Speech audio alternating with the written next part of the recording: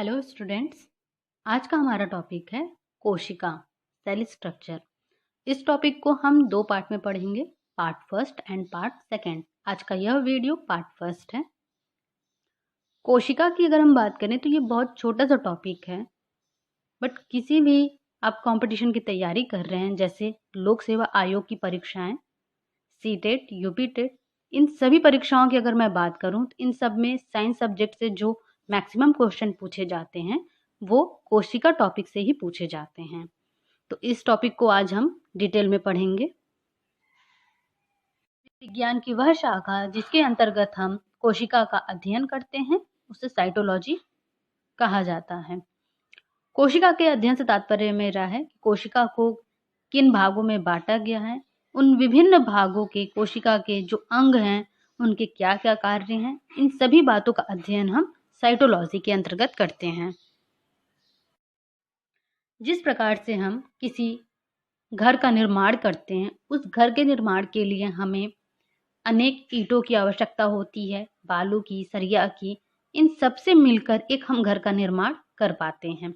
उसी प्रकार से यह मानव शरीर भी है। इस मानव शरीर का निर्माण अनेक कोशिकाओं से मिलकर होता है और इस मानव शरीर की आधारशिला जो है वो एक कोशिका ही है। अनेक कोशिकाओं के माध्यम से ही मानव शरीर का निर्माण होता है। जीवधारियों की सबसे छोटी संरचनात्मक एवं कार्यात्मक इकाइयों को कोशिका कहते हैं। जीवधारियों के अंतर्गत सभी प्रकार की वनस्पतियां सम्मिलित हैं, साथ ही जीव जंतु, अर्थात हम बोल सकते हैं सजीवों का निर्माण कोशिका से होता है। कोशिका की खोज का श्रेय वैज्ञानिक रॉबर्ट हुक को जाता है। इन्होंने कोशिका की खोज सन 1665 में किया।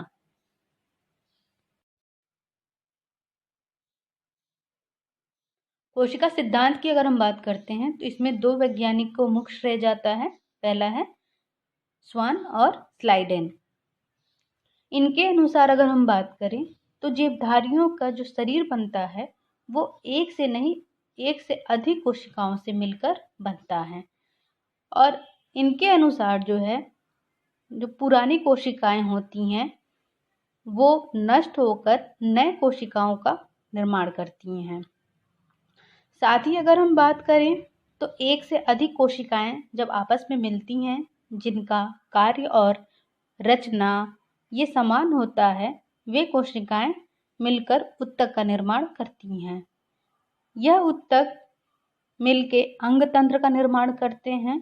पुनः अंग तंत्र आपस में मिलके शरीर का निर्माण करते हैं। कोशिका की संरचना को मुख्य रूप से दो भाग में विभाजित किया गया है। पहला है सुरक्षा आवरण, दूसरा है जीवद्रव। सुरक्षा आवरण के अंतर्गत अगर हम बात करें तो कोशिका भित्ति सेल वॉल और दूसरा है कोशिका कला, ये आते हैं। साथ ही जीवद्रव को देखेंगे तो जीवद्रव को दो भागों में विभाजित किया गया है, जिसमें पहला है कोशिका द्रव, दूसरा है केंद्रक। कोशिका द्रव को ही हम कोशिकांग बोलते हैं। कोशिकांग यानी कि कोशिका के अंग। इसके अंतर्गत अंतःद्रवी जालिका, राइबोसोम, लाइसोसोम, लवक, गोल्गी काय, माइटोकॉन्ड्रिया, ये सभी आते हैं। पार्ट फर्स्ट की बात करेंगे, सुरक्षा आवरण। सुरक्षा आवरण के अंतर्गत हम देखते हैं तो इनमें दो टॉपिक है। पहला है कोशिका भित्ति सेल वॉल, दूसरा है कोशिका कला सेल मेम्ब्रेन, या इसी को कोशिका झिल्ली भी कहा जाता है। इनमें हम पहला देखते हैं पॉइंट, कोशिका भित्ति सेल वॉल। यह डायग्राम आपको दिख रहा है। इस डायग्राम में ये संरचना जो पिंक कलर से दिख रही है आपको दीवार, इसको हम सेल वॉल बोलते हैं, कोशिका भित्ति। कोशिका भित्ति सेल्यूलोज का बना हुआ एक मोटी दीवार होती है जो कोशिका को चारों तरफ से एक सुरक्षा आवरण प्रदान करती है और यह कोशिका भित्ति केवल पादप कोशिका प्लांट सेल में ही पाए जाते हैं। हमारा सेकंड टॉपिक है कोशिका कला या कोशिका झिल्ली। कोशिका कला लिपिड और प्रोटीन की बनी हुई एक संरचना होती है जो पतली झिल्ली नुमा होती है। ये डायग्राम आपको दिख रहा है। यह केवल जंतु कोशिका में ही पाया जाता है और इसे कोशिका का द्वारपाल कहते हैं। द्वारपाल क्यों कहते हैं? क्योंकि आप देखे होंगे कि द्वारपाल का मुख्य कार्य वो गेट पे खड़े होते हैं और गेट पे खड़े होकर ये डिसाइड करते हैं कि कौन सा व्यक्ति जो है अंदर जाएगा और कौन सा व्यक्ति नहीं जाएगा। सेम उसी तरीके से कोशिका झिल्ली कार्य करती है और वो ये डिसाइड करती है कि कौन सा कोशिका का अंग अंदर प्रवेश करेगा और कौन सा अंग प्रवेश नहीं करेगा। इसीलिए कोशिका झिल्ली को हम कोशिका का द्वारपाल कहते हैं।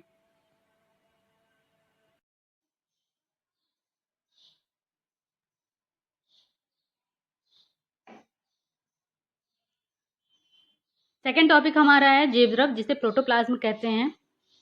कोशिका के भीतर कोशिका भित्ति और कोशिका कला को छोड़कर जितने भी पदार्थ पाए जाते हैं वे सभी जीवद्रव कहलाते हैं।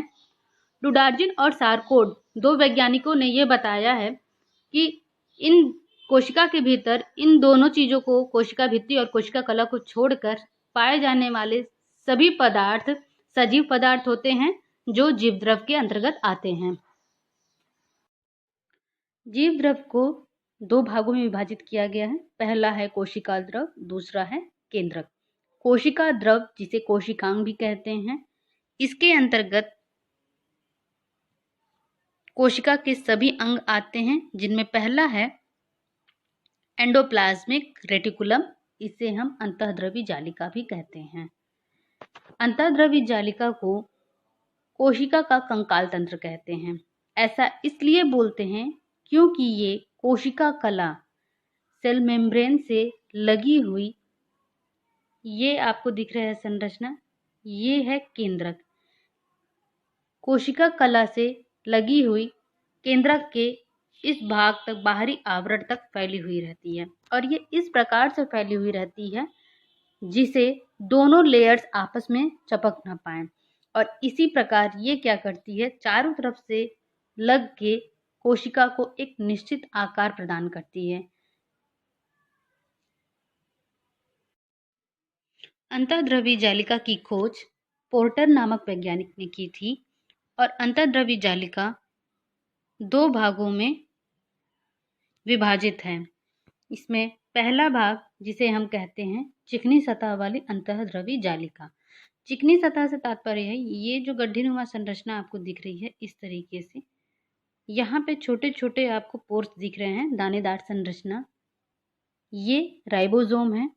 तो जिस सतह पे राइबोसोम नहीं पाया जाता है उसे हम चिकनी सतह कहते हैं और जिन जगहों पे ये राइबोसोम पाया जाता है उसे हम खुरदुरी सतह कहते हैं।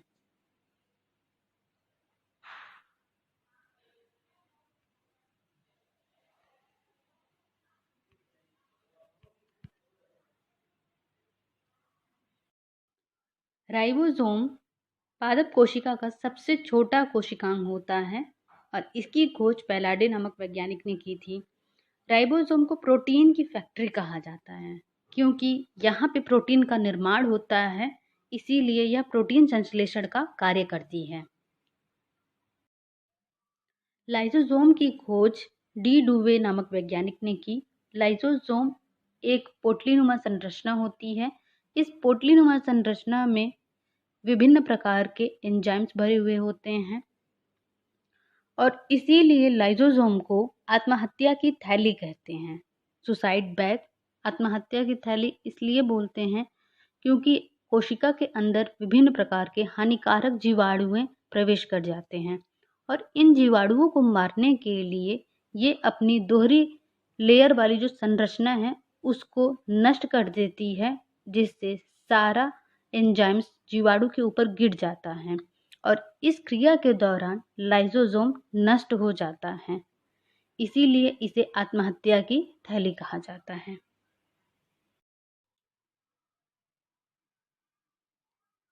लवक की बात करते हैं। लवक पादप कोशिका का सबसे बड़ा कोशिकांग होता है और यह केवल पादप कोशिकाओं में पाया जाता है। लवक की खोज का श्रेय टैकल नामक वैज्ञानिक को जाता है। और लवक की हम बात करें तो उसमें लवक को 3 प्रकार से विभाजित किया गया है। पहला है वर्णी लवक, दूसरा है अवर्णी लवक, तीसरा है हरित लवक। वर्णी लवक यह पौधे के अलग अलग प्रकार के जितने भी रंग पाए जाते हैं उनको हम वर्णी लवक क्लोरोप्लास्ट बोलते हैं। जैसे इसके एग्जाम्पल देखते हैं तो गाजर में कैरोटीन नामक वर्णक पाया जाता है, इसलिए उसका कलर लाइट ऑरेंज कलर का होता है। हल्दी की बात करें, हल्दी में कुकुरमिन नामक वर्णक पाया जाता है जिससे हल्दी का कलर पीला होता है। साथ ही टमाटर की बात करते हैं तो टमाटर में लाइकोपीन नामक वर्णक पाया जाता है, इसलिए टमाटर का कलर लाल होता है। वहीं चुकंदर में बिटैनिन और बैगन में एंथोसाइनिन नामक वर्णक पाए जाते हैं, जिनके कारण जो है चुकंदर लाल कलर का दिखता है और बैगन वहीं पे आपको बैंगनी कलर का दिखता है। सेकंड पॉइंट है अवर्णी लवक, जिसे ल्यूकोप्लास्ट बोलते हैं। ल्यूको का हिंदी अर्थ होता है श्वेत रंग। श्वेत रंग से तात्पर्य है कि पौधे का वह भाग जहाँ पर सूर्य का प्रकाश नहीं पहुँच पाता है वो सफेद रंग का होता है। जैसे भूमिगत तना व जड़। भूमिगत तना व जड़ के अंतर्गत आप देखते हैं इसमें आपको मूली है, प्याज है, आलू है, सलजम है, ये सभी भूमिगत तना व जड़ हैं और इनके जो कलर होते हैं वो अवर्णी लवक के कारण ही होते हैं। थर्ड पॉइंट की बात करते हैं हरित लवक। यह पौधे के हरे भाग में पाया जाता है, या तो ये कह सकते हैं कि पौधे का हरा होना ये हरित लवक के कारण ही संभव है। हरित लवक का निर्माण ग्रेना और लेमिना के कारण होता है और ग्रेना और लेमिना को जोड़ने का कार्य मैग्नीशियम नामक तत्व है। ये बहुत ही महत्वपूर्ण कार्य है इसका। मैग्नीशियम ग्रेना और लेमिना को जोड़ता है जिससे हरित लवक का निर्माण होता है। हरित लवक सूर्य के प्रकाश की उपस्थिति में प्रकाश संश्लेषण की क्रिया करता है, आप सभी को पता है। और प्रकाश संश्लेषण की क्रिया के दौरान पौधे अपना भोजन स्वयं बना पाते हैं, जिन्हें हम स्वपोषी बोलते हैं।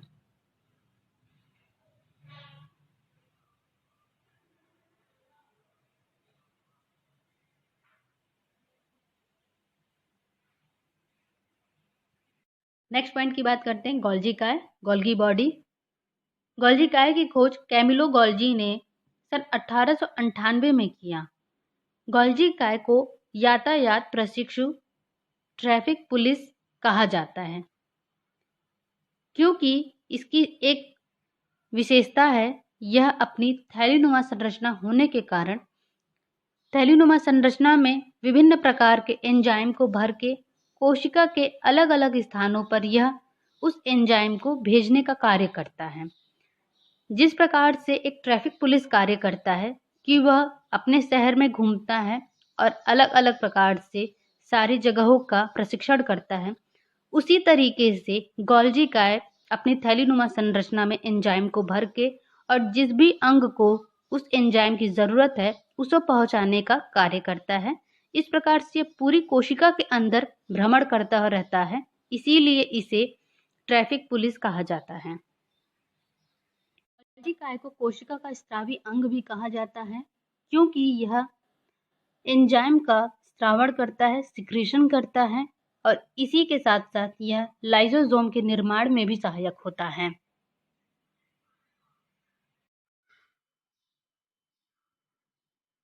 नेक्स्ट टॉपिक है हमारा माइटोकॉन्ड्रिया।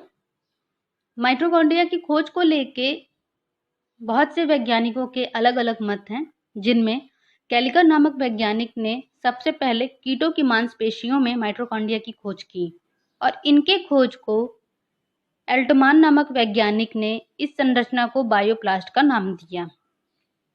साथ ही माइटोकॉन्ड्रिया ही नामकरण सबसे पहले सी वेंडा नामक वैज्ञानिक ने किया।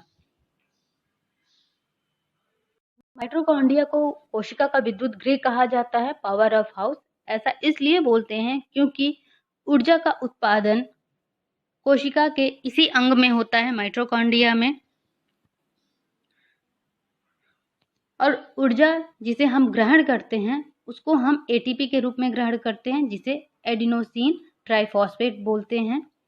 इस डायग्राम को समझते हैं। माइटोकॉन्ड्रिया दोहरी संरचना होती है। एक लेयर ये आपको बाहरी लेयर दिख रही है, दूसरी ये अंदर वाली लेयर दिख रही है। जो अंदर धसी हुई संरचना है इसे ही हम क्रिस्टी बोलते हैं। ये उंगली नुमा संरचना होती है, इसे हम क्रिस्टी बोलते हैं ये।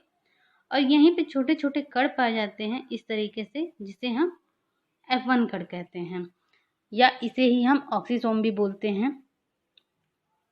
यही वो भाग है, क्रिस्टी वह भाग है जहाँ पे ऊर्जा का उत्पादन होता है। और ऊर्जा के उत्पादन के लिए हमें ग्लूकोज और ऑक्सीजन की आवश्यकता होती है, जो कि हम जब भी आपके भोजन के खाद्य पदार्थ जब हम ग्रहण करते हैं जिनमें हम कार्बोहाइड्रेट लेते हैं, उस कार्बोहाइड्रेट से हमें ग्लूकोज प्राप्त होता है और श्वसन क्रिया के द्वारा हमें ऑक्सीजन प्राप्त होता है।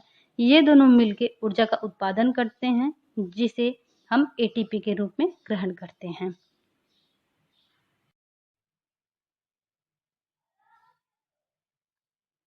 आज का लास्ट टॉपिक है तारकाय, जिसे सेंट्रोसोम कहते हैं। इसकी खोज का श्रेय बाबेरी नामक वैज्ञानिक को जाता है। तारकाय केवल जंतु कोशिकाओं में ही पाया जाता है और यह जंतु कोशिकाओं में पाए जाने के कारण कोशिका विभाजन में काफी सहायक होता है। मैं आशा करती हूँ कि कोशिका की संरचना के बारे में मैंने जो भी कुछ आपको पॉइंट्स क्लियर किए हैं वो काफी अच्छे से समझ में आया होगा। और अभी ये पार्ट फर्स्ट था, देन नेक्स्ट वीडियो हमारा पार्ट सेकंड रहेगा। साथ ही मैं कहना चाहूँगी कि आप इस चैनल को ज़्यादा से ज़्यादा सब्सक्राइब करें। आपके साथ जितने भी लोग जुड़े हुए हैं उनको ये वीडियो फॉरवर्ड करें और लाइक एंड शेयर ज़रूर करें। साथ ही आपसे रिक्वेस्ट है कि आपको पता है इस समय कोरोना वायरस की महामारी पूरी दुनिया में फैली हुई है, तो आप घरों पे रहें, कहीं बाहर न जाएं। साथ ही अपने घर को स्वच्छ करें, अपने आसपास का माहौल भी स्वच्छ रखें, जिससे आपके साथ साथ आसपास के जितने भी जानवर हैं, वृक्ष हैं, वो सभी साफ और सुरक्षित रह सकें। Thank you so much.